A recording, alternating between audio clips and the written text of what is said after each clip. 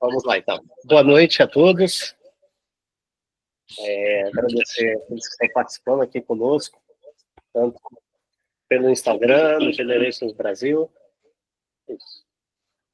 Bárbara vai migrar aqui, porque a gente está com um problema técnico aqui de fazer os dois canais simultaneamente aqui, gente.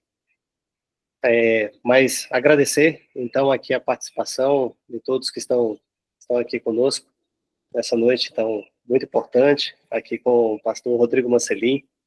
Agradecer aqui a Adna, todos aqueles que têm participado conosco desse clube de leitura do livro A Vida em Família.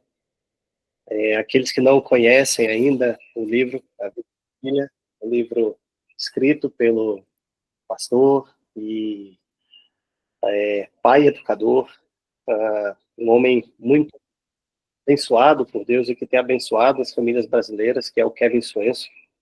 Ele mora nos Estados Unidos, foi criado pelos pais, o pai dele era missionário no Japão, os pais fizeram educação domiciliar com ele e com seus irmãos, e depois de toda essa jornada que ele teve, né, na década de 60 e 70, depois ele voltou aos Estados Unidos. O Kevin Swenson é um pastor americano, e ele escreveu, então, muitos livros, pastor na sua igreja local, e tem abençoado e encorajado muitas outras famílias cristãs, além de famílias que fazem, especialmente famílias que fazem o homeschooling, ali nos Estados Unidos e ao redor do mundo também.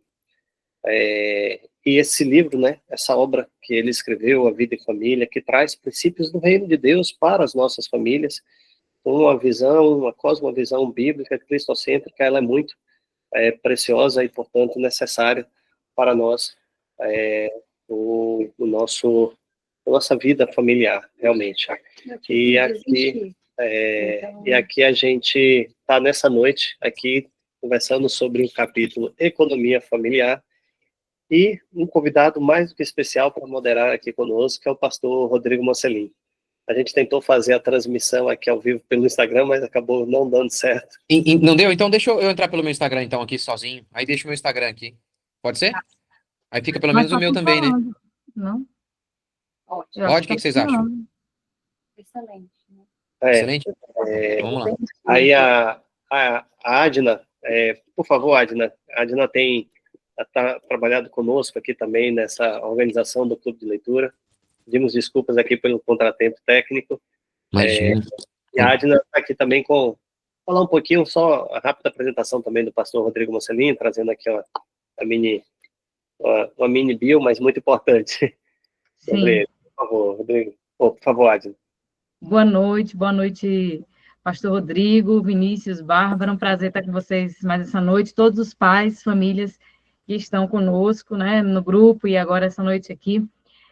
O pessoal do Instagram, é um prazer, né, tê-los aqui conosco para estudarmos esse capítulo maravilhoso, Economia Familiar, com o pastor Rodrigo, né, que tem sido um incentivador da educação domiciliar. Pastor Rodrigo, casado com Daniele Mancelin, tem 4 filhos, faz homeschooling, é pastor fundador da Igreja Resgatar, autor de livros como Homeschooling ao Alcance de Todos e O Mínimo sobre a Educação dos Filhos. O pastor Rodrigo tem incentivado o homeschooling, além de praticante, tem incentivado, dando palestras ao redor do Brasil, e está sempre conosco, né, Vinícius, nas Expo Homeschooling, apoiando o nosso trabalho, apoiando as famílias, e é um prazer, uma honra tê-lo essa noite conosco para falar desse tema, que é um tema que ele já trata nos seus cursos, né, pastor Rodrigo? Seja muito bem-vindo essa noite aqui conosco. Obrigado, gente. É um prazer estar com vocês, e vocês estão nos acompanhando aí no Instagram. A gente vai falar sobre um assunto raramente falado nas igrejas, em quase todas elas. Então, fiquem aí conosco, economia familiar. Vamos mostrar para vocês como que a estrutura econômica vigente da nossa família isso tem muito a ver com o capitalismo, tem separado as famílias. Essa é outra maneira de separar as famílias. Então, a gente fala sobre isso, vocês estão no Instagram e nos acompanhem. Pronto, vamos lá então, né, Vinícius? A gente sempre começa com a oração. Vamos continuar com a oração.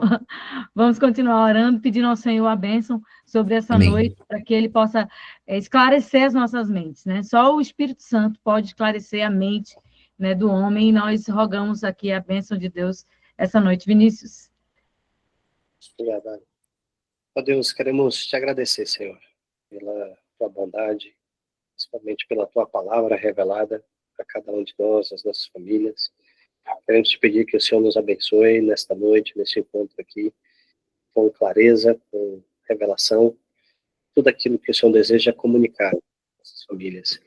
Te peço que o Senhor nos dê discernimento, especialmente, Senhor, para que nossas mentes sejam transformadas a uma metanoia bíblica, não uma metanoia de sistemas econômicos do mundo, mas sim a uma metanoia daquilo que está no teu coração, para as nossas casas, para a nossa vida familiar. Abençoa aqui o compartilhamento, esse dividir que teremos aqui através do pastor Rodrigo Marcelim, e que a tua graça se manifeste e nos alcance, em nome de Jesus. Amém. Amém. Amém.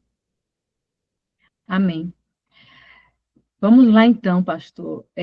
No início do capítulo, o Kevin Swanson, esse livro maravilhoso, começa falando um pouco sobre como a família tem... nós assistimos, né, nos últimos 60 anos, a desintegração da família após a combinação tóxica da revolução sexual com uma economia familiar dizimada pela ideologia feminista.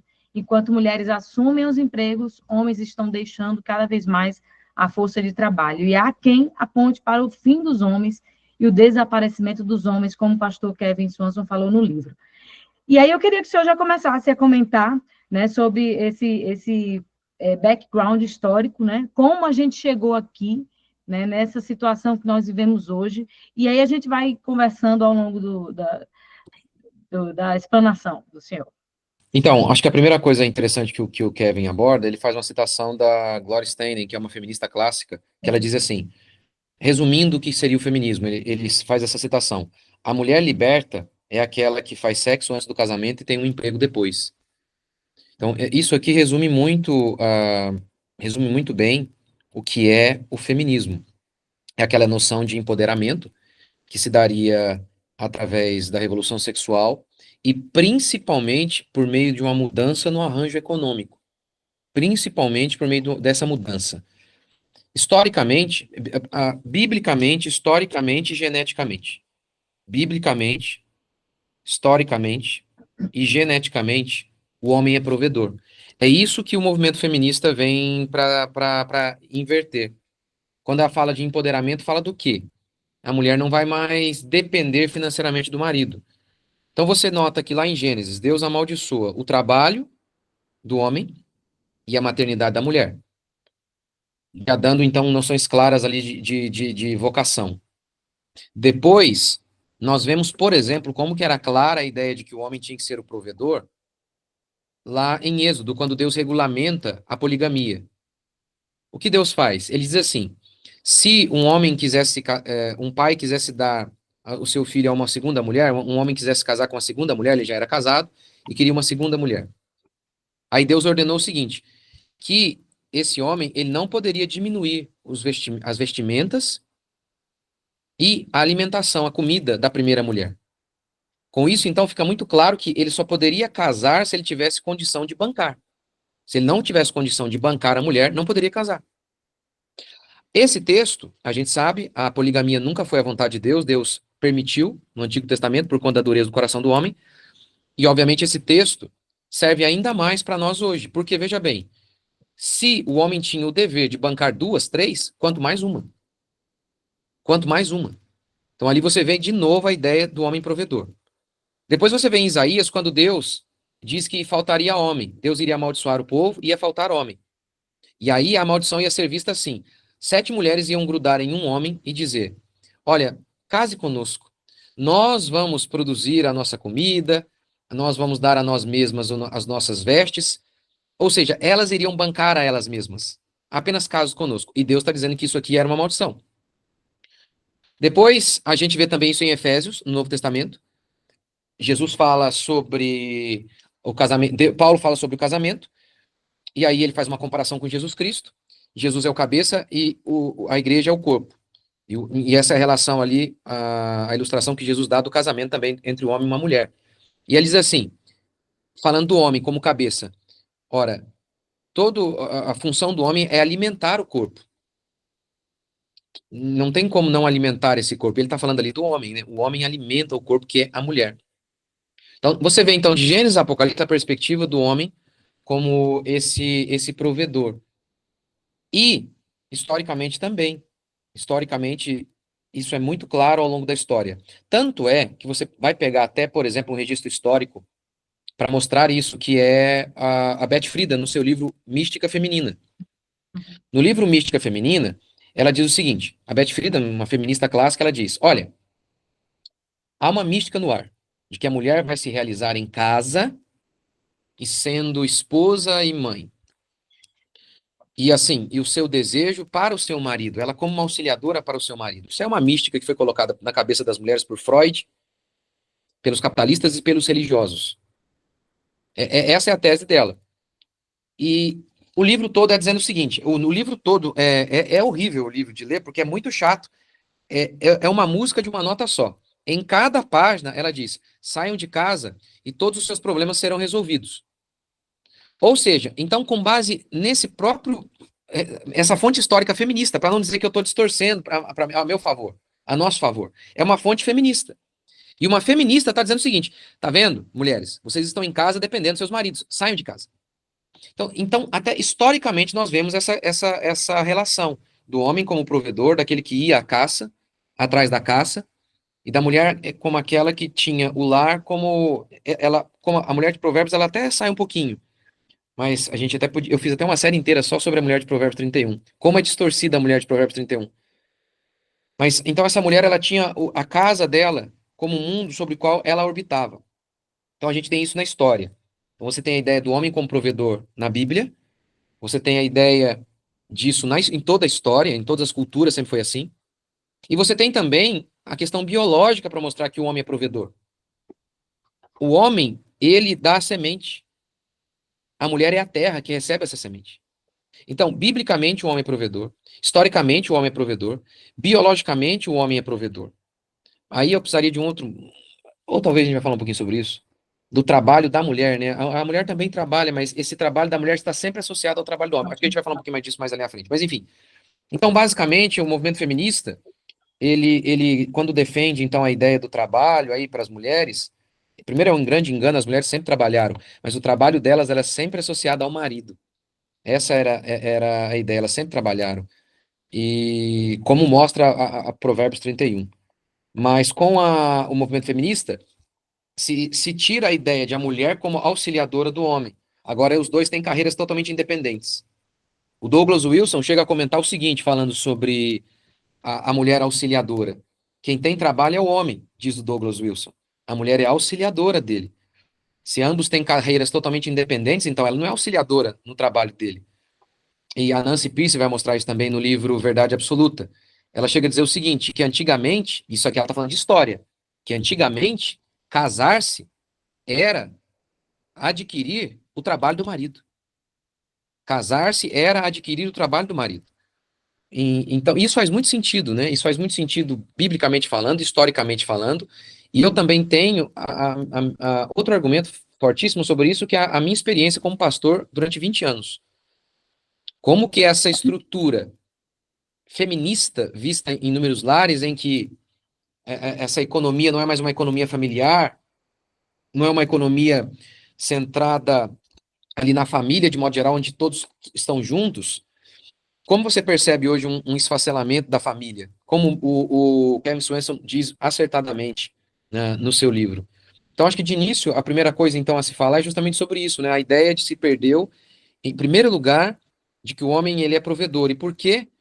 Por que não é a mulher é incapaz? De modo algum, não tem nada a ver com isso. Primeiro tem a ver com funções distintas, mas eu tenho 4 filhos, e eu infelizmente, só tenho 4. Porque eu acredito que eu pequei em evitar filho lá atrás, e aí agora tá difícil. Né? Só tenho 4 agora. Minha vontade era ter quanto Deus quisesse, no mínimo uns 10. Eu crendo assim, só com 4, quer dizer, com 4 já dá para ver que se a mulher tem um trabalho que ela fica muito tempo longe de casa, é muito difícil. é uma questão até nem só filosófica, mas de prática. Por exemplo, eu tenho 4 filhos, então, principalmente quando eles são bebês, então, nossa, aí que é mais ainda. É dor de. Tá nascendo dente, e aí não tem remédio que dê jeito, e nem o pai. E é o que eu sou muito ligado aos meus filhos, estou sempre junto com eles. Mas é a mãe ali. Pega a mãe de noite, por exemplo, de madrugada, né? Aí às vezes eles acordavam e não dormiam de jeito nenhum, com dor, às vezes cólica também. E não adianta, dá todo aquele tipo de remédio lá, é o colinho da mãe. É um negócio assim assustador. E aí você pensa, uma mulher ficou acordada a noite toda. Ela vai levantar às 5 horas da manhã, pegar um ônibus e ficar até 7 horas da noite? Não vai. Como é que vai ser isso? Vai ser muito difícil. Então, esse arranjo bíblico e histórico, esse arranjo bíblico do homem provedor e a mulher, ela tem o seu trabalho, mas esse trabalho, ele tem a ver com o trabalho do homem. Deixa eu dar um exemplo disso da mulher de Provérbios 31, que todo mundo usa para falar que ela é a mulher de carreira. É uma loucura isso. Sabe por quê? Porque não existia isso na história. Então, isso é um anacronismo. Usar a mulher de Provérbios 31 para falar sobre defender que ali era uma mulher de carreira, isso é loucura, não existia. Não existia essa mulher longe de casa, não existia. Então a mulher de Provérbios 31, ela trabalha bastante. Mas você nota que o trabalho dela, via de regra, tem a ver com o lar. Ela costura onde? Na casa dela. Ela dá trabalho às servas, na onde? Na casa dela. E aí você nota como que aqui é o lar dela. E ela então orbita ao redor da casa. De vez em quando ela faz isso aqui, ó. Ela vai um pouquinho longe. Ela vai buscar o pão longe, mas ela não fica fazendo o pão lá. Ela busca e volta. Ela não fica lá fazendo pão, levantando 5 horas da manhã, voltando 7 horas da noite, ficando 7 dias longe de casa. Ela não faz isso. Ela busca o pão e volta. Olha o lar aqui, ó. Outro trabalho que ela tem. Ela avaliava um terreno. Isso você pode fazer com seus filhos na Barra da Saia. Então, note que tipo de serviço que ela tinha. Então, era uma economia familiar. Ou seja, era basicamente aquela mulher que gerenciava as riquezas também ali do seu próprio marido, da sua casa. Então tem nada a ver com a mulher de carreira estabelecida aí principalmente a partir do advento feminismo, do feminismo. Então a mulher de Provérbios 31 acho que tem muito a ver com o que a gente está falando, né? A ideia de uma economia familiar, em que aquela mulher, os investimentos os investimentos da família que ela está fazendo, então ela de fato está auxiliando o marido no seu trabalho. É isso que a gente está vendo ali na mulher de Provérbios 31. Então, de início, eu acredito que um dos grandes problemas, então, dos nossos dias, com o advento do feminismo, começa com esse primeiro ponto da questão de perdeu-se o homem como o provedor, né? O homem como o provedor e essa mulher que auxilia esse marido no seu trabalho, às vezes diretamente no trabalho dele mesmo, como, por exemplo, a Nancy Pierce cita no seu livro Verdade Absoluta, ela cita algo muito interessante. Até o advento do capitalismo, a economia era familiar. Até o advento do capitalismo. O sistema era feudal, o feudalismo era ruim em si mesmo, mas o sistema era feudal. E aí os senhores distribuíam as terras e as famílias trabalhavam a terra. E tinham senhores e cada um tinha lá a sua casa e trabalhava basicamente ali com a agricultura, na lavoura. E, nesse sentido, a economia era familiar, como era, por exemplo, na casa do meu avô, que era assim. Tinha a roça ali, a casa aqui, a roça, e todo mundo trabalhava junto. Meu pai, desde os 7 anos, ele trabalhava, junto com o tio dele, porque o meu avô faleceu, enquanto meu pai estava na barriga da minha avó. E a família, o trabalho era totalmente junto, né? Todo mundo, né? Todo mundo junto ali o tempo todo. Basicamente era assim. E a Nancy Pierce, então, vai dizer que, olha, até o advento do capitalismo era basicamente assim a estrutura econômica. Tudo girava em torno do lar. Ela chega a dizer o seguinte até, que, inclusive, trabalhos que não tinham ligação direta com a lavoura, sei lá, por exemplo, um marceneiro, um advogado, até esse, tudo girava em torno do lar. E aí, com o advento do capitalismo, primeiro os pais saíram. Os pais foram para longe de casa. E aí já houve uma mudança na estrutura econômica ali. E aí o trabalho do marido, às vezes na fábrica, muitas vezes não tinha nada a ver com uma mulher. Ou no máximo os dois trabalhavam na fábrica juntos, mas Esse juntos ali não era a mulher de fato auxiliando o marido, era a mulher auxiliando o patrão, né? Servindo ao patrão. E aí, com o advento do feminismo, e também por conta da Revolução Industrial, que fez com que serviços que antes eram impossíveis às mulheres se tornaram possíveis. E aí você tem, então, a questão da Revolução Industrial, que o que de fato talvez mais fez com que as mulheres saíssem de casa. Abriu-se um mercado de trabalho muito abrangente para as mulheres, por conta. Um exemplo. O meu tio, quando ele começou a trabalhar aqui numa multinacional, na BASF, há 50 anos, ele foi contratado porque meu tio é muito forte. Meu tio é muito forte. Então, para carregar peso. Hoje, o meu tio é obsoleto, porque tem uma máquina. Então, a mulher pode fazer o que meu tio fazia há 50 anos. Então, você tem esse advento, então, do avanço tecnológico, que propiciou muitos trabalhos às mulheres. E você, então, tem também agora um conceito filosófico, por meio do feminismo, dizendo, saiam de casa mesmo. A Beth Friedan, no livro dela, ela diz que todos os problemas das mulheres tinham a ver com o fato de que elas estavam em casa. Por exemplo, sabe por que você tem filho gay? Porque você fica em casa, e como você fica em casa, aí você não tem nada para fazer, você sufoca o seu filho, por isso ele é gay. Sabe por que tem mulher que adultera? Porque você fica em casa, e é um tédio, aí você busca aventura fora. Enfim, todos os problemas tinham a ver com o fato de que a mulher estava em casa. Né? Essa é a ideia do livro a Mística Feminina. Então você tem todos esses elementos aí, esses arranjos filosóficos, estruturais, econômicos, que vão fazendo com que o brasileiro ele nasce e ele já está nesse ambiente. Ele nem pensa que existe outra possibilidade, porque ele já nasceu assim. Olha, é assim mesmo, cada um tem o trabalho dele, a família não trabalha junta mais, cada um tem o seu e se vira, e todo mundo separado. Então você tem a escola que separa, agora você tem o trabalho que separa também, né? Então isso aí tem muito a ver. Então, por um lado, por um lado, uma questão até tecnológica, que também gerou isso, né? E a gente está aqui, então, para discutir um pouco sobre isso, né? Como que a gente tem que tentar fazer para tentar melhorar, o que a gente pode fazer diante desse ambiente, né? Primeiro, lançar essa pedra, né? De mostrar, peraí, ó, isso aqui não é o único estilo de vida, não. O único estilo de vida possível. Que o pai sai de casa cedo, a mulher sai também, cada um vai para um lado, e os filhos também para um lado, cada um para um lado, todo mundo separado o tempo inteiro, né? Tanto por meio da escola quanto por meio do trabalho, né? Aqui na minha igreja, eu fiz esses dias, eu não fiz uma pregação ainda, mas eu falei assim, olha, não tem coisa melhor do que vocês têm que empreender, meus filhos. Aí você coloca a sua mulher para trabalhar do seu lado, seus filhos para trabalhar com vocês. Não tem coisa melhor. Agora, eu vou dar o meu exemplo aqui, porque tem alguns trabalhos que são atípicos, né? Por exemplo, um militar. Como é que ele faz, né? Um militar, não é? Ou eu. Eu sou eu sou o líder, um dos líderes da minha igreja. Se fosse uma empresa, eu seria o chefe ali, mas a igreja não é empresa. Então eu não posso colocar o meu filho lá. Se fosse, já estaria tomando conta. Mas não é. Então, como é que a gente tem que fazer, né? No meu caso, por exemplo, o que que eu tenho feito? O meu mundo melhor seria esse mesmo. Eu ter uma empresa mesmo, meu filho trabalhasse comigo, mas a igreja já me demanda muito tempo. Então, meu filho trabalha comigo aqui quer dizer, eu tenho uma empresa, né, que é a minha empresa aqui do YouTube e dos meus cursos, e aí ele que gerencia tudo isso para mim. Ele toma conta de tudo. Ele que edita o vídeo, ele que faz tudo, ele que cuida dos cursos, ele faz tudo. Ele aprendeu.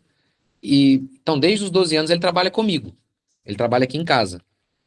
E agora ele está com 16. E aí, algo que eu sempre falei para ele, filho, tem que empreender, meu filho. Você tem que empreender. E aqui vai ficar pequeno para você. E uma coisa que eu sempre falei para ele, vendas. Venda. O caminho é a venda. Todo mundo é um vendedor. Todo mundo é um vendedor. E nós estamos aqui ao lado, na minha cidade, eu estou em Guaratinguetá, e tem um comércio muito forte aqui ao lado.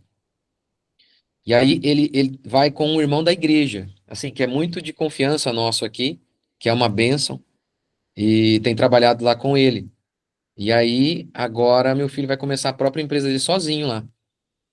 E aí, de venda. Ele vai vender no início capinha. Nem vou falar para vocês quanto que a gente projeta para ele ganhar de início. só de início, assim, com 95% de certeza de que ele vai ganhar isso. Aí eu vou falar, vai. De início, a gente projeta aí uns 4, 5, 6 mil reais de início na empresinha dele. Com 95% de certeza. E depois eu conto pra vocês se deu certo ou não. É porque a gente já tem outros casos e foi exatamente assim, né? E aí, mas olha, aí o caminho dele, né, foi. Ele teve ali o senhor Miyagi dele aí, não fui eu nesse ponto, né? Fui eu ali supervisionando, mas foi esse irmão nos ajudando. Ele tem essa empresa, e aí o meu filho aprendeu com ele, com esse irmão, um cristão, na empresa dele. E nessa empresa dele tá ele, a mulher dele, e aí os filhinhos são pequenos, daqui a pouco os filhinhos vão trabalhar lá. E aí o meu filho tá ali.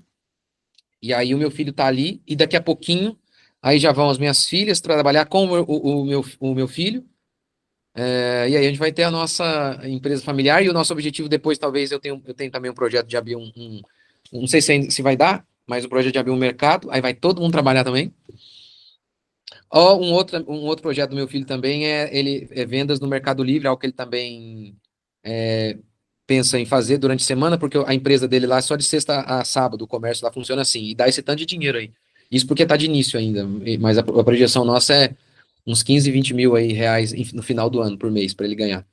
Isso com 17 anos. Mas aí o povo só pensa que existe um caminho, né? O único caminho é ser empregado, fazer faculdade. Alguns vai ser esse caminho, sim, você tem essa vocação, sem problema nenhum. Mas tem um outro caminho, gente, para muita gente, né? Então, para muita gente, principalmente pensando que hoje as empresas estão tomadas pelo progressismo, você tem que ir lá jurar a bandeira gay, é mais um motivo para as pessoas, para os crentes empreenderem, né? Mais um motivo. Não, acho que seria um pouco isso aí, gente. Falando demais, hein? Pastor, o Kevin Swanson, ele fala sobre o retrocesso econômico. E aí é interessante destacar que ele não enaltece o capitalismo, né?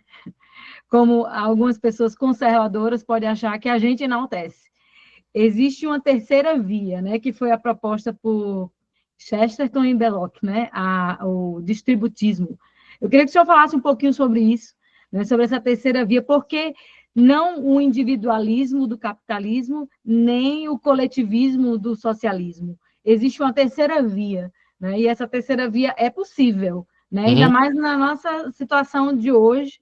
Eu, particularmente, eu lendo isso aqui, eu fiquei vendo como se encaixava na minha realidade aqui, né? A gente saiu da cidade e estamos no campo, né? E foi uma coisa maravilhosa, a gente sair da cidade para o campo, porque é outra realidade, a cultura é outra, isso a menos de 1 hora da cidade, daqui, né? Então, vejam, tão próximo aqui, tão pertinho, a mentalidade dos jovens, dos rapazes, da igreja é outra, né? E como é que funcionaria essa terceira via? Qual seria essa proposta que o Kevin Swanson lança aqui no livro? Ele chega a falar dessa proposta no capítulo 5? Sim, fala assim, na parte do retrocesso econômico, que ele cita o Berloc e o Chesterton, que é o Tá. distributismo, né, que não é nem o capitalismo da Revolução Industrial, nem o comunismo, mas cada um tem a sua propriedade privada, se preserva muito a propriedade privada, e o Estado funcionar só como naquela, de forma subsidiária, né, ali na família, e a família ter a sua autonomia para gerar isso que o senhor está falando, né? O que acontece é o seguinte: você tem o movimento socialista, e ele surge antes de Marx, na realidade. Marx, ele vai dizer até que o dele é o socialismo científico. Ou seja, então havia outros socialismos. Você já tem, por exemplo, nos escritos de Jean-Jacques Rousseau. Rousseau era totalmente socialista. Ele era contrário à propriedade privada. Então você já tem ali antes, então, todos esses absurdos e vai culminar com o Karl Marx. Mas você já tinha esses modelos anteriormente, a diferença é que ele vai dizer que o dele é científico. É científico? Coisa nenhuma. Mas enfim. E a proposta dele é coletivista, né? O Estado vai tomar conta de tudo. E então você tem aí o modelo de liberais, como Adam Smith, e depois culminar também com Van Mises, que é chamado de a Escola Austríaca de Economia, em que seria uma resposta ao socialismo. E aí, se no socialismo o Estado, o coletivo é que manda, e eles olham e falam, poxa, isso deu errado. Então eles pensam, então o oposto disso, o individualismo é que vai ser o correto, cada um faz o que quer. E aí aquela frase famosa, né, do Adam Smith. O Adam Smith diz assim: é a mão invisível do mercado que faz com que o arranjo econômico seja produtivo para todo mundo. Ele quer dizer o seguinte, olha, então na proposta socialista é a mão do Estado controlando toda a economia para que haja prosperidade. Já o Adam Smith, ele pensa assim, olha, é a mão invisível, ou seja, a liberdade de mercado, cada um pensando no seu próprio interesse, ele vai satisfazer o interesse de todo mundo. Seria basicamente isso que ele diz. A ideia é a seguinte: tá vendo aí, ó, olhando hoje, né, para trás, tá vendo o socialista? Eles, em nome do bem comum, do coletivo, eles esmagaram o indivíduo e aniquilaram tudo. Então a resposta seria o individualismo. A resposta seria o seguinte: o capitalista, que ele diz, pensando apenas em si mesmo, ele provê riqueza para todo mundo. E aí o Adam Smith diz: o padeiro, ele está pensando nele. E pensando apenas nele, em como obter lucro, ele faz um bom pão. Então seria. Aí tem até um livro chamado. O segundo livro mais lido nos Estados Unidos é da Ayn Rand. Acho que. Esqueci o nome. Um livro clássico, em que ela vai. A Ayn Rand era uma filósofa do egoísmo, em que ela defendia o egoísmo, que tem tudo a ver com o espírito capitalista aí. Então, essas seriam as duas propostas, né? É óbvio que algumas coisas no capitalismo têm alguns elementos corretos, como você vê, por exemplo, um Estado enxuto. A gente vê isso no capitalismo, a ideia de um Estado enxuto. E na Bíblia a gente vê isso também. A gente vê um Estado enxuto, por exemplo. Na época dos juízes, qual era a única função do poder civil? Era julgar, era juízes. Quando o povo pede um rei, Deus está dizendo, isso é um retrocesso. A monarquia já era um retrocesso, diferentemente do que os católicos pensam. Já era um retrocesso. E aí, então, em Romanos 13, você nota que a função do Estado ele traz a espada. Ou seja, a função do Estado é julgar. Basicamente, seria essa a grande função do Estado. E a economia, ela tinha uma liberdade muito grande lá em Israel. Então, nesse sentido, a gente tem algum elemento parecido aí no capitalismo. Mas, para falar sobre todos esses elementos, você precisa falar da palavra de Deus. Não tem como. A palavra de Deus, ela sempre tem que ser a base para tudo. Como assim?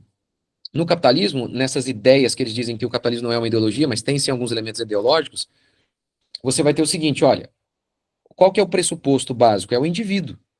Parte-se do seguinte pressuposto, é o indivíduo, o que ele quer, o correto, é certo se eu quero, se você quer, a propriedade é minha e ninguém pode fazer nada, e parte desse pressuposto, então, de que o homem é uma espécie de Deus. Ele é uma espécie de fim em si mesmo. Essa seria a ideia aí do capitalismo. Mas, por exemplo, um exemplo, para muitos liberais, né, que são os capitalistas, eles vão dizer que todo imposto é roubo. Todo imposto é roubo. Por quê? Porque eles partem do seguinte pressuposto: eu sou um fim em mim mesmo, eu produzi, eu conquistei, e quem é o Estado para pegar uma parte minha? Só que veja bem, você produziu baseado numa terra que já existia, né? A terra já estava aqui. Foi você que gerou a terra? Não foi. Quem gerou essa terra? Foi Deus. E na lei de Deus, por exemplo, ele colocou uma lei que os ricos deveriam deixar as espigas que caíssem por si mesmas para os pobres. Isso é uma ideia que o capitalista ia dizer, não pode. O capitalista ia dizer que não pode, por quê? Porque a propriedade é minha, a fazenda é minha. E por que a gente pode dizer que é correto esse imposto? Porque a terra é de quem? A terra é de Deus. Se a terra é de Deus, então ele pode dizer o que ele quer que se faça com a terra dele. Então, na perspectiva cristã, a terra não é minha. Eu não sou meu. Eu sou de Deus. Na perspectiva capitalista, não. Eu sou meu. Meu corpo, minhas regras. Minha propriedade, minhas regras. Eu faço o que eu quiser com ela. Então, você precisa, mas você não pode debater assim, porque a terra estava aí já. Você precisa debater quem que fez essa terra. Você quer ver deixa eu dar um outro exemplo para tentar explicar o que eu estou querendo falar. Eu estou querendo tentar mostrar que se você não partir do pressuposto de que existe um Deus absoluto e ele deve ser a base da sociedade, da economia, não dá para falar nada. Por exemplo, a eutanásia. A eutanásia. Eu vou falar da eutanásia, mas eu estou querendo falar sobre a economia. A eutanásia é o suicídio assistido. O que é o suicídio assistido? Você pede para o Estado te matar. E o Estado consente que você morra, você se mate. Isso é correto ou não? Depende. Você precisa responder, Deus existe ou não? Para responder se a eutanásia é correta ou não, você precisa responder a pergunta, Deus existe ou não? Se Deus não existe, a eutanásia é correta. Se Deus não existe, a minha vida é minha. Quem é você para dizer que eu não posso encerrá-la? Você é tão ser humano quanto eu. Então eu quero encerrar minha vida, eu encerro. Acabou. E eu pago imposto e o Estado que me ajude nisso. Agora, e se Deus existe? Se Deus existe, aí você não é de você mesmo. Desse modo, essa lei se torna imoral. Porque você não pode dar cabo da sua vida, afinal de contas, a sua vida não é sua. O mesmo tem a ver com a propriedade privada. A gente pode ter imposto, por quê? Porque Deus é o dono da propriedade. Nós somos mordomos. Então, eu acho que o debate é bem longo, né? Mas a ideia é tentar entender que se você abandona a Bíblia como regra absoluta de verdade em relação a todas as coisas, nós estamos perdidos. Eu vou dar um outro exemplo. Tem um amigo chamado pastor Ayrton Williams, ele está lá em Brasília, quer dizer, aí em Brasília, né? Ele estava me contando da última vez que eu fui lá em Brasília, me contando de um rapaz, eu vou pegar o artigo, a fonte certinha, me contando de um rapaz que ele, acho que era de Harvard. Vocês estão me ouvindo? Sim. É um rapaz que era de Harvard, alguma coisa, Harvard, Princeton, não lembro. E ele se converteu ao estudar o jubileu judaico, o jubileu lá do Antigo Testamento, que a cada 7 anos a terra tinha que entrar em descanso, a cada 50 se perdoava as dívidas, e aqueles que perderam suas propriedades eles poderiam readquiri-las, né? E aí esse rapaz se converteu porque ele falou o seguinte, ele fez umas contas matemáticas lá, se essa lei fosse aplicada, boa parte dos países resolveriam seus problemas econômicos. É óbvio que isso aqui é totalmente anticapitalismo, né? Totalmente anticapitalista. Ou seja, era uma ideia de o tempo todo você se permitia, se você foi um mau dono da sua terra, você perdia a sua terra e outra pessoa poderia fazer riqueza em cima da sua terra. Mas chegava um momento, a cada 50 anos, que havia um equilíbrio de novo. Esse cara aqui que foi muito esperto, ele seria mais rico que os outros. Mas a terra poderia voltar à família dele. Se ele não tivesse dinheiro, um parente próximo poderia readquiri-la. Então, qual que era a ideia? Para não ter os bilionários trocentos aí. Uhum. Você veja, isso aqui não é socialismo, não é capitalismo, isso aqui é a Bíblia. Isso aqui é uma perspectiva bíblica de como que as coisas, quando você parte do pressuposto cristão, você tem uma economia totalmente diferente. Então, a gente deveria fazer a economia também baseada na Escritura. Porque e eu acho que esse é o grande ponto, né? Nós que estamos aqui, a maioria de vocês já entenderam, né? Ó, não tem educação neutra, né? Se não tiver Cristo sendo a base da educação, vai ser o quê? Ok, mas não tem economia neutra também. Se não for Cristo a base da economia, vai ser o quê? Vai ser um Mises da vida, que até acerta em algumas questões, mas é pagão. E o salmista, no Salmo 1, diz: bem-aventurado o homem que não anda no conselho dos ímpios. Foi a reforma protestante com seus preceitos cristãos que deram base para o Ocidente próspero e livre.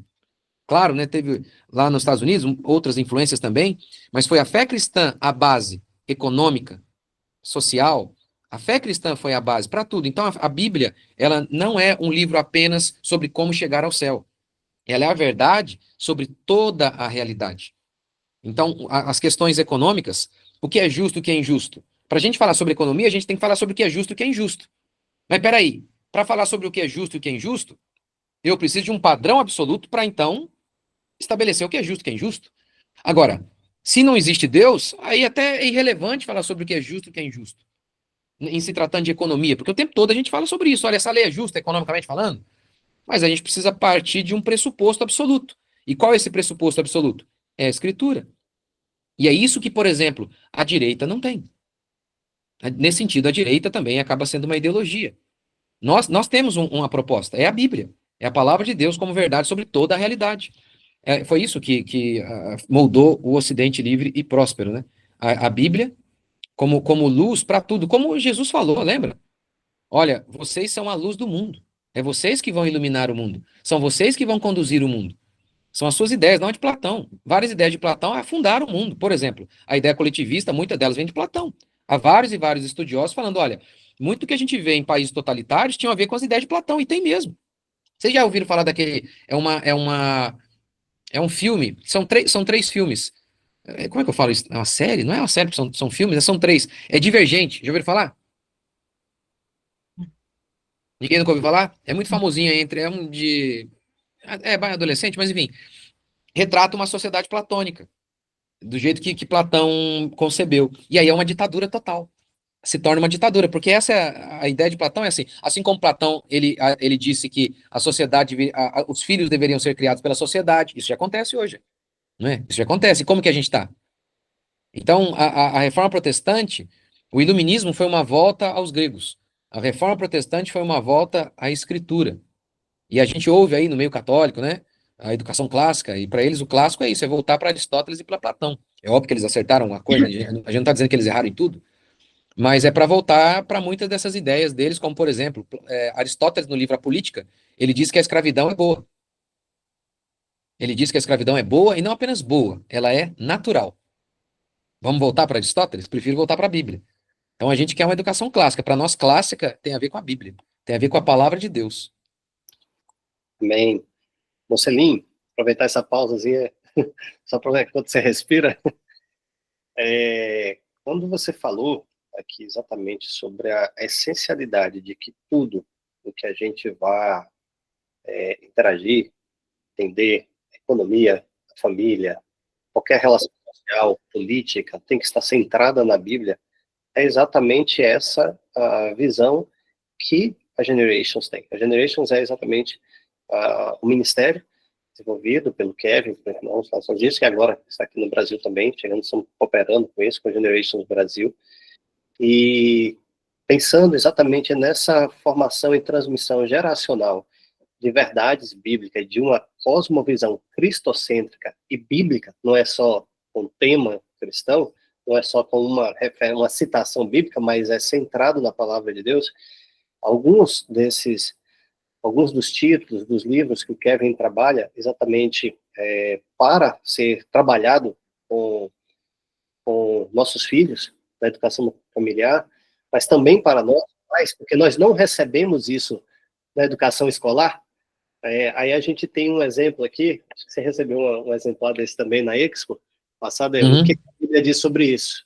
É exatamente uma introdução à cosmovisão bíblica aplicada exatamente à palavra de Deus, a todas as nossas, todas as áreas da vida, com especial destaque aqui para a própria relação que o cristão deve ter com o Estado, a visão para com o Estado, a visão em relação à igreja, em relação à família. Então, como a palavra de Deus deve estar aplicada de maneira centralizada em nossa vida a esse respeito. Né? Organiza a nossa vida, né? E é um livro, porque eu vejo assim, já é raro achar pais, mães que estão entendendo tudo isso. E mais difícil ainda é que estão ensinando isso para os seus filhos, mas nós precisamos ensinar isso para os nossos filhos. É urgente. E como ensinar para eles, né? Então, aqui, por exemplo, esse livro é a partir de 9 anos. O que a Bíblia diz sobre isso. E o Kevin fala exatamente isso que você está nos trazendo, pastor Mocelin, que para todas as áreas da vida, para organizar a vida humana e a vida coletiva humana, nós deveríamos aplicar a Bíblia para sistemas de leis, para sistemas penais, para relações trabalhistas, relações de relações trabalho, de marketing, qualquer coisa. E ainda esse aqui, né, que a gente está estudando com nossos filhos e um grupo de adolescentes. Esse é um outro livro, ele ainda não está traduzido, mas é um projeto para ser traduzido até o final do ano. How the World Runs, como o mundo funciona e qual a sua parte nele. É um livro para pessoas a partir de 12, 13, 14 anos de idade, mas não é infantil. É um livro de macro e microeconomia à luz da Bíblia. Ele perpassa, portanto, Mocelin, exatamente as coisas que você abordou aqui, né, onde a economia, principal referência que nós cristãos devemos ter para a economia, uma análise tanto macroeconômica quanto de negócio, do seu empreendimento, mas entender cenário de relação política de um país ou de blocos econômicos, tem que ser à luz da palavra de Deus. Se eu coloco, não, Vinícius, isso aqui é marketing, a gente tem que seguir o marketing, eu estou dizendo que Deus não é soberano. Eu estou tirando a autoridade da palavra de Deus e a autoridade de Deus em qualquer área de nossas vidas. Isso não pode acontecer. Exato. Não, exato. Lembra? É impressionante, o temor do Senhor é o princípio da sabedoria. Ou seja, é a Bíblia que dá os pressupostos para a sabedoria em todas as áreas. O texto não diz, o temor do Senhor é o princípio para a sabedoria religiosa, apesar de para mim tudo ser religião. O temor do Senhor é o princípio da sabedoria, restringindo-se apenas às coisas celestiais. O texto não diz isso. O texto diz, o temor do Senhor é o princípio da sabedoria. Romanos 11:36, porque dele, por ele e para ele são quase todas as coisas. Não é assim. É que a Bíblia de quase todas as igrejas é assim. É porque dele e para ele são quase todas. Quer dizer, quase nada, para falar a verdade. Eu estou falando aqui, eu estou citando aqui bons pastores. Eu estou pensando em bons pastores. Nem estou pensando nos pastores ruins. Eu estou pensando, pensa aí nos pastores mais bíblicos que você conhece do Brasil. Eles são uma vergonha em se tratando disso aqui que a gente está falando. Não entendem. Por exemplo, sabe o que eles falam do Estado? O máximo que eles se aventuram a falar é o Estado é laico. É só isso. É só isso, mais nada. Porque, veja bem, o Estado ele precisa fazer lei. E ele vai fazer lei com base em quê? Se não for, não for a Bíblia como pressuposto absoluto, vai ser uma outra coisa. No nosso caso, por exemplo, tem um livro muito legal, se vocês quiserem ler, a Religião dos Direitos Humanos, do Jean-Jacques Barthrot. Ele diz o seguinte, que se não for a Bíblia a base do sistema jurídico, será uma outra coisa, será uma outra religião. É uma mentira o que é dito para nós aí. Não, o Estado é neutro. Não, não é neutro. Ele sempre tem uma religião que dá fundamento a ele. Sempre tem. Se não for a cristã, será algo anticristão. Sempre será. Óbvio, aqui a gente está pensando no macro, né? E eu acho que o livro aqui, pelo menos o capítulo 5, ele também, boa parte dele está pensando também, acho que principalmente na questão do micro ali, que é a questão, então, o macro, a fé cristã como a base para a economia, para estabelecer o que é certo e errado, em relação a tudo.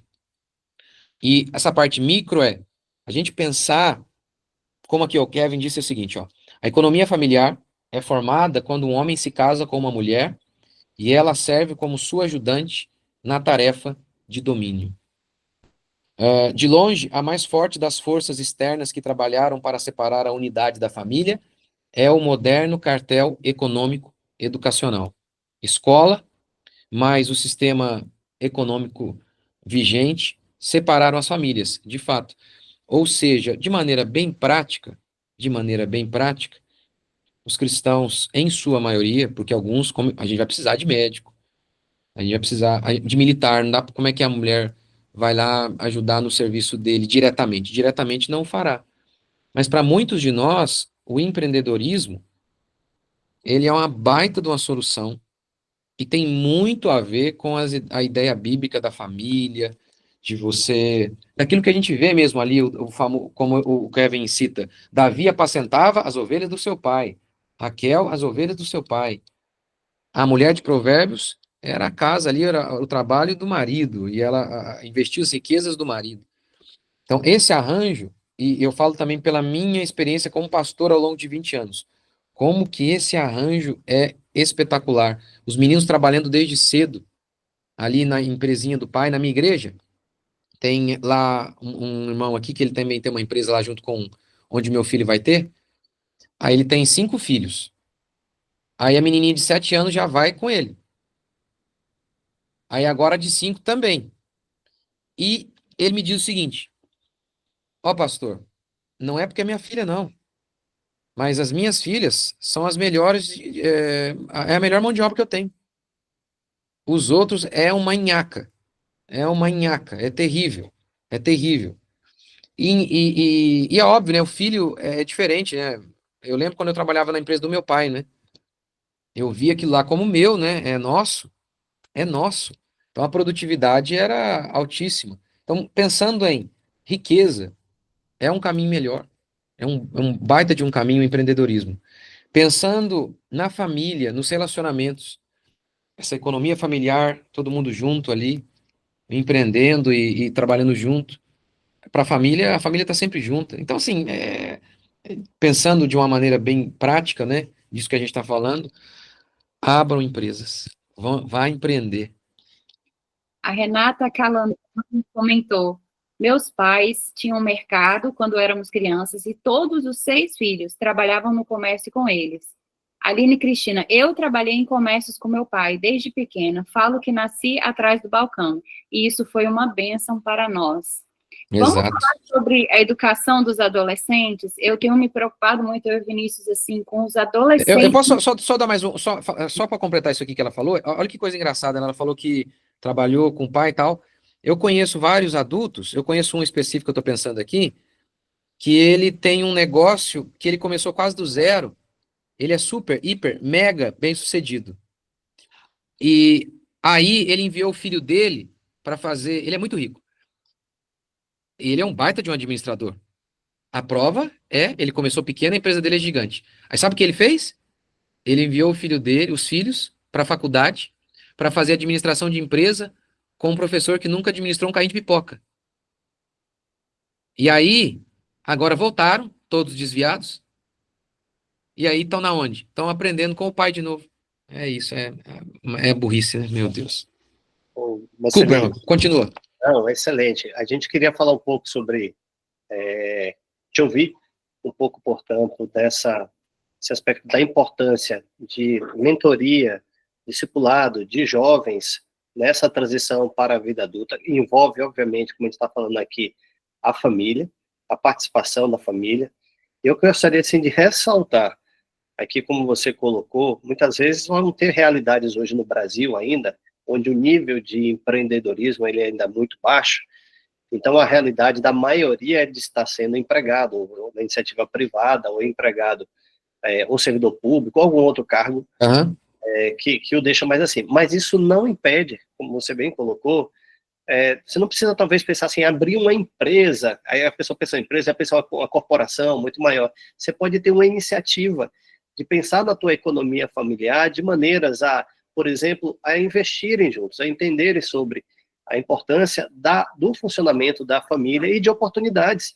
Às vezes, a oportunidade em casa mesmo, dos filhos cooperando em casa, da esposa cooperando em casa, entendendo essa realidade familiar e melhorando a própria realidade local ali, impactando a vizinhança, seja com serviço voluntário, seja com outras iniciativas, ou seja, como também envolver os filhos, portanto, Mocelin, nessa preparação, ao invés de enviar para os supostos especialistas fora, como aproveitar as oportunidades em casa, ou familiares, os pais e as mães, principalmente, aí nesse momento de transição.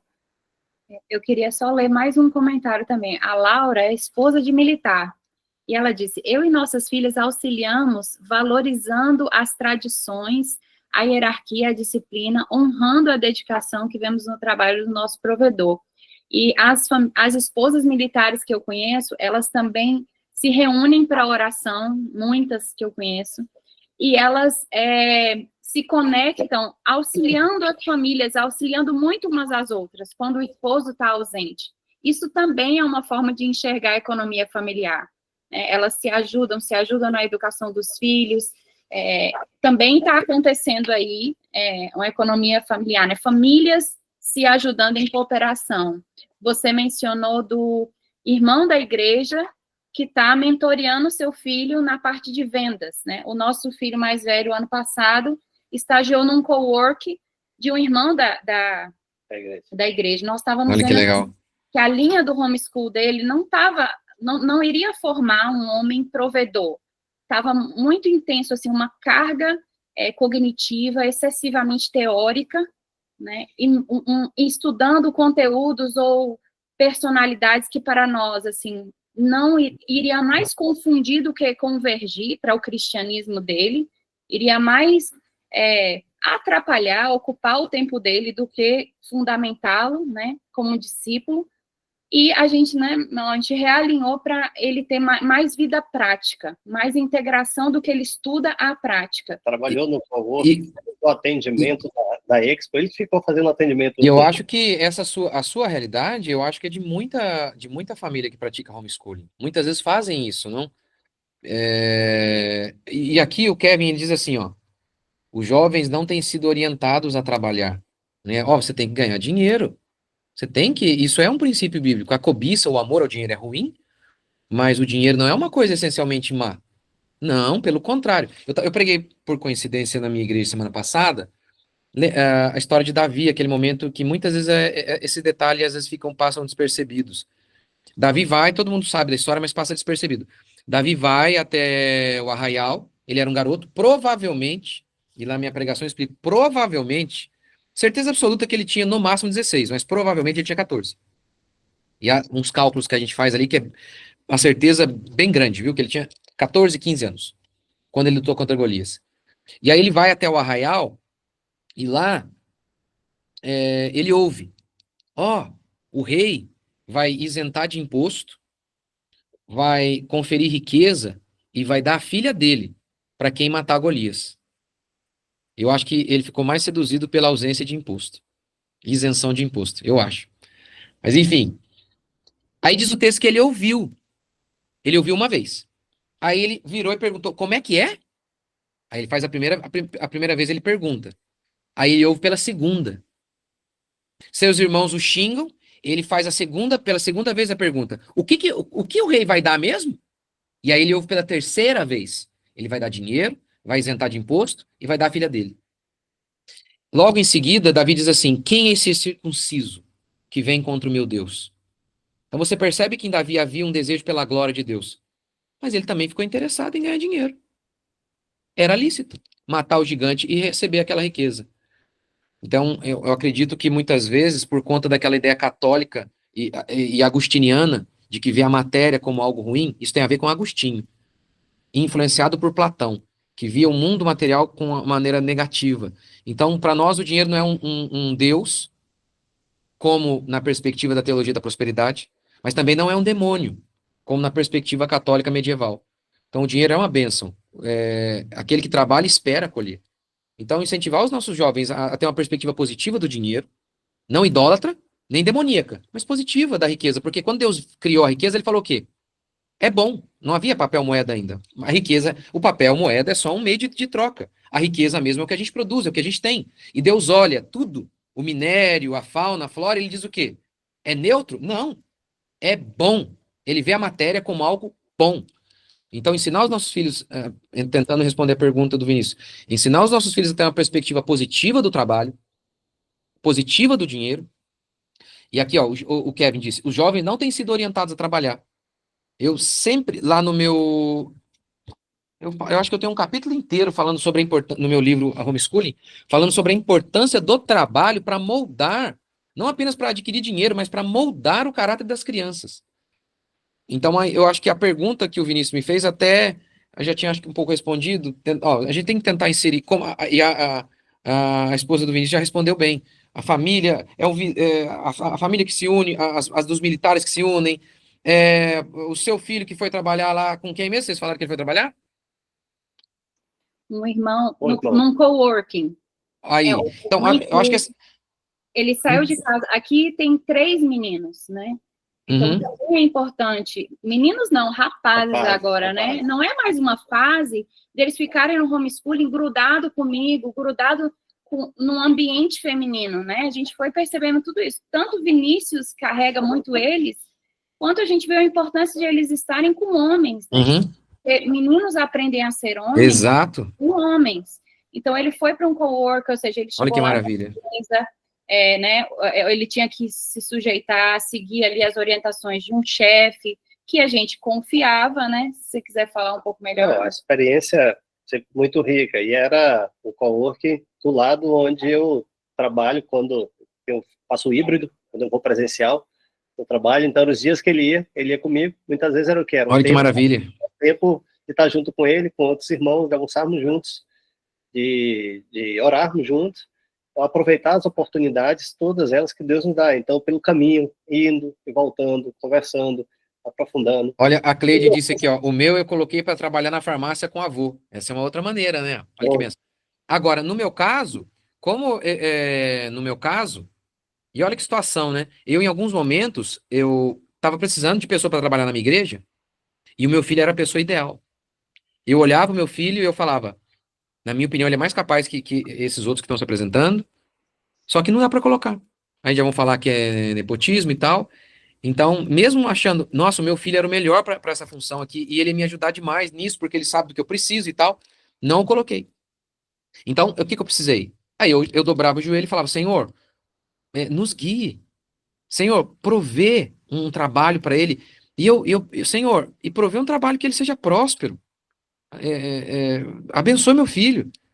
E aí, puxa, o negócio assim ai meu Deus, é só Deus mesmo. Esse irmão começou a trabalhar nesse lugar hoje, que é um segmento lá com muitas empresas, e ele começou a trabalhar no ano passado. E esse irmão é um irmão assim de muita confiança, e que ama meu filho, gosta do meu filho, e é um homem, né? É um homem de Deus. Ele começou e ele tá ajudando meu filho em tudo, em tudo. Nossa, meu Deus, em coisas que eu não poderia ajudar. Então, a gente tem que se lembrar também disso, que a educação, assim como a nossa vida como um todo, é feita pela fé. A gente orar a Deus e falar, Senhor, nos guie, nos instrua. Né? A gente tem esses princípios aqui, eu tinha os meus já, que eu acredito que são da Bíblia, mas mesmo assim tinha hora que o que que eu faço? E agora? Por onde que ele vai? E eu dobrando o joelho ali, falando, Senhor, nos guie. Faz com que o meu filho encontre seu caminho. E eu tô, assim, felizíssimo, né, com o que ele tá fazendo agora e seguindo esse caminho. Tem tudo a ver com a gente, com o que a gente tá falando aí. Ô, gente, eu preciso ir, viu? Minha esposa tá me esperando. Bom, Marcelinho, muito obrigado. Uma honra mesmo poder contar aqui com a tua contribuição. Esse é um assunto que instiga a todos aqui, pelo menos a gente principalmente, né? A gente se empolga. Estamos com o do meio, tá aqui atrás, por exemplo, ó, quem conheceu, o Samuel. Ô, meu, como é que você tá? Tudo bem? Super cooperador. Eu tinha aberto, quando ele era mais novinho, eu abri uma escolinha de futebol. Eu mesmo fiz aula para os meninos. Aí ele Olha cresceu. Que legal. Aí ele assumiu, por exemplo, ano passado, início desse ano, ele mesmo que assumiu a turma, já dando aula para meninos pequenos. Olha aí, que legal, gente. Com exemplos, isso tudo Bom demais. alegra muito assim o nosso coração. São experiências que marcam.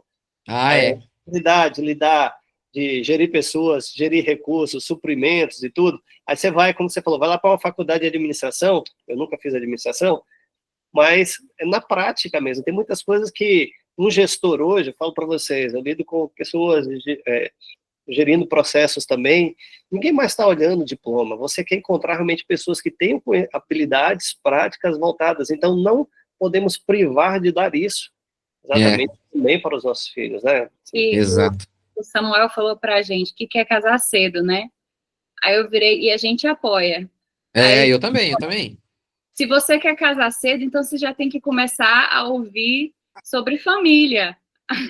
Aí então, ele tá buscando discipulado aí sobre família. E tem que ganhar dinheiro.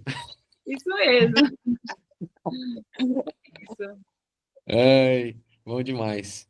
Gente, eu preciso ir. Obrigado pelo convite. É um prazer. Eu acho que esse assunto é tão profundo, né? A gente pensar nessa. É uma coisa, acho que. Para falar a verdade, fiquei até surpreso quando eu li eu li o livro. É algo que, assim, muito raro de se ver falando por aí, né? Muito raro mesmo.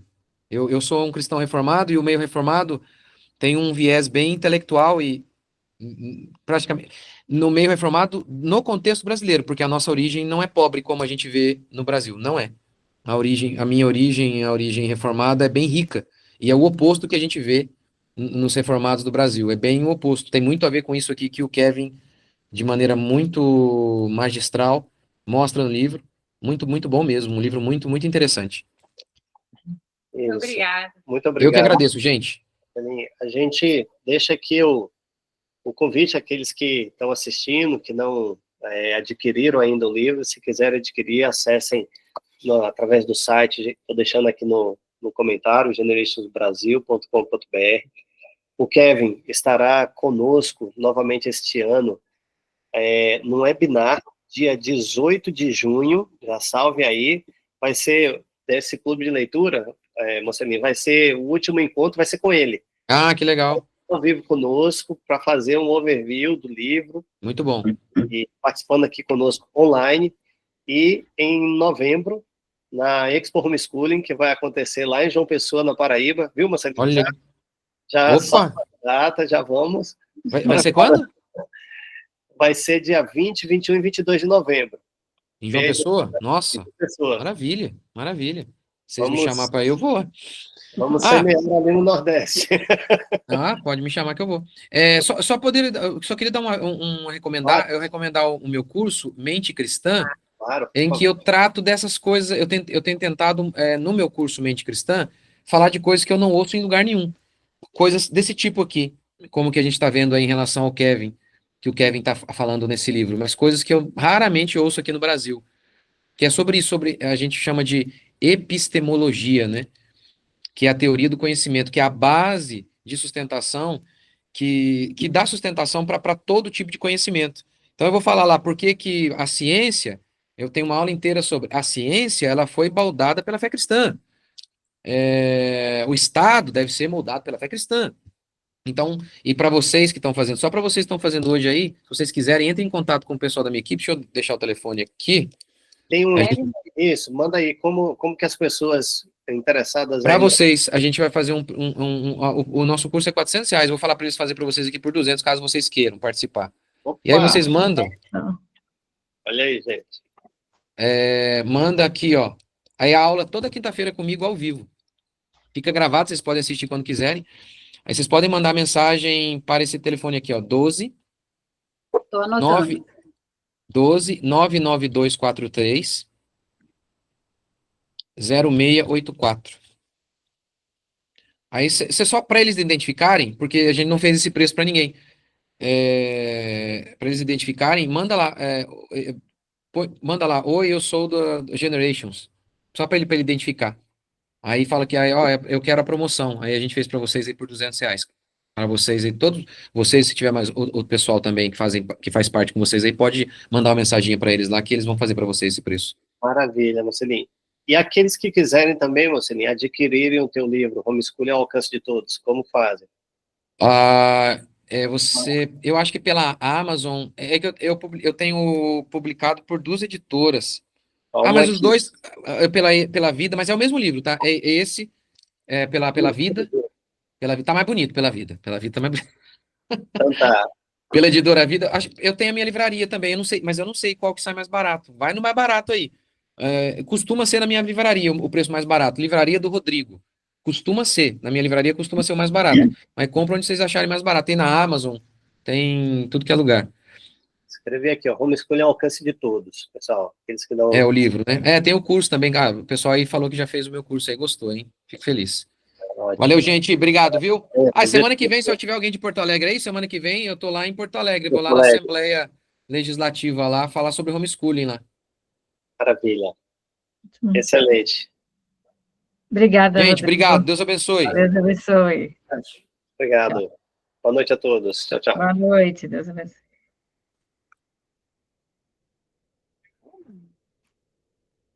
Muito bom.